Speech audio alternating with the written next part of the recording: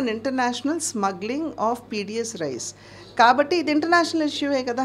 And ఇప్పుడు చాలా అనేక విషయాలు ఇప్పుడు ఇంటర్నేషనల్గా కూడా క్వశ్చన్స్ రేజ్ చేస్తున్నారు కనుక వాటన్నిటినీ దృష్టిలో పెట్టుకుని పవన్ కళ్యాణ్ గారు it may turn out to be an international issue అని చెప్పడంలో ఎటువంటి అతిశయోక్తి లేదు. మనం ఎవరూ కూడా ఇదేదో వారేదో మాట్లాడేశారు అనుకోవటానికి కూడా లేదు.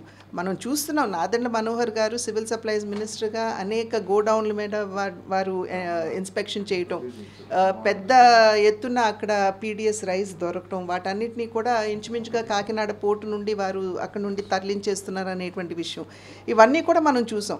అయితే గత ప్రభుత్వంతో అధికారంలో ఉన్నటువంటి పార్టీతో సంబంధం ఉన్నటువంటి నాయకుల పేర్లు ముడిపడి ఉన్నటువంటి విషయాన్ని మనం ఇక్కడ గమనించాలి.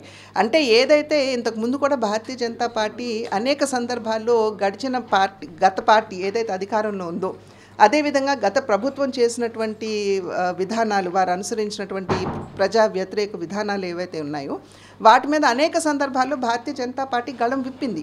దాంట్లో భాగంగా పీడిఎస్ రైస్ గురించి కూడా మీరు కనుక ఒక్కసారి వెనుదిరిగి చూసుకున్నట్లయితే రాష్ట్రంలో జరుగుతున్నటువంటి అవినీతిని ప్రస్తావిస్తూ భారతీయ జనతా పార్టీ కూడా ఈ పీడిఎస్ రైస్ గురించి ప్రస్తావించినటువంటి విషయం మనందరికీ తెలుసు. అదేవిధంగా ఎలక్ట్రిసిటీ గురించి కూడా ప్రస్తావించినటువంటి విషయం ప్రజలందరికీ గుర్తుందనే నేను భావిస్తున్నాను. కనుక భారతీయ జనతా పార్టీ ఎప్పుడు వెనకడుగు వేయలేదు ఇటువంటి అంశాల మీద గళం విప్పడానికి. అదేవిధంగా ఇవాళ పవన్ కళ్యాణ్ గారు కూడా ముందుకు వచ్చి దానికి బలం చేకూర్చడం అనేది ఇది నిజంగా ప్రతి ఒక్కరు కూడా గమనించవలసినటువంటి విషయం, స్వాగతించవలసినటువంటి విషయం.